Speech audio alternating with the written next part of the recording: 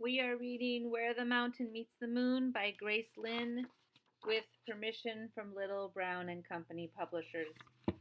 We're going to read chapter 4 and chapter 5 on this recording. Chapter 4. That night, Minli could not sleep.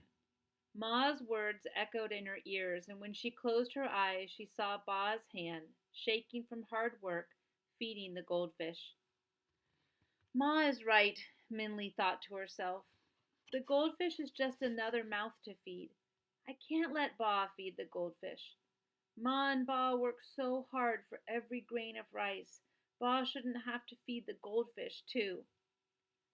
Minli slipped quietly out of her bed and crept to the table where the goldfish was. They stared at each other, and Minli knew what she had to do. Quickly slipping on her shoes and jacket, she took the goldfish and left the house. It was late. The village was quietly asleep, and the stars above filled the sky like spilled salt on dried seaweed. Minli's footsteps seemed to hush the night as she made her way toward the Jade River.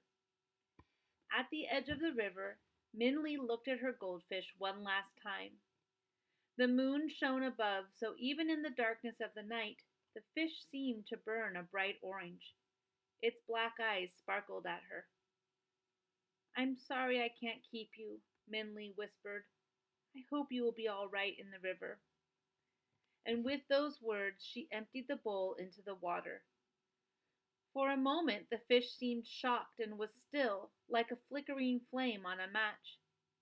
Then it wiggled in the water and swam in circles, a joyful fire twirling in the water. Minli watched it and sighed. As the sound faded into the night, Minli realized it was an echo of her mother's impatient, frustrated noise. Ma will never stop sighing unless our fortune changes. But how will it ever change? Minli asked ruefully.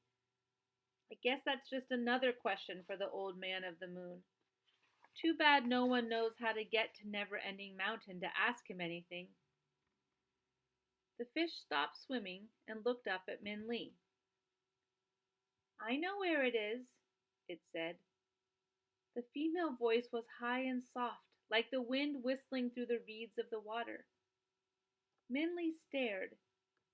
Did you say something? She asked. Yes, the fish said. I know how you can get to Never-Ending Mountain and ask the old man of the moon a question. You're a talking fish? Minli asked, her words tumbling down each other with excitement. How can you talk? Most fish talk, the fish said, if you are willing to listen. One, of course, must want to hear. I do, Minli said, enthralled and eager. This was just like one of Ba's stories. She bubbled with excitement. How do you know the way to Never-Ending Mountain? I've swum all the mountains and rivers except for one, the fish said. And on my way to the last, the goldfish man caught me.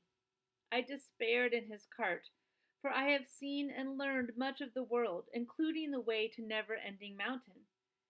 Since you have set me free, I will tell you. You've swum all the oceans and rivers? Minli asked. The question spilled like overflowing water. Which river haven't you seen? Why have you traveled so much? Where is Never-Ending Mountain? When did... This river is the one river I have not swum, the fish interrupted, and I have waited a long time to see it. So I would like to start as soon as possible. You can ask the old man of the moon all your other questions. Let me tell you the way to him so I can be off. Minli nodded and asked no more. She realized she was having a conversation with a goldfish, which was very unusual, so she decided to listen. Chapter 5. I'm going to stop for a minute.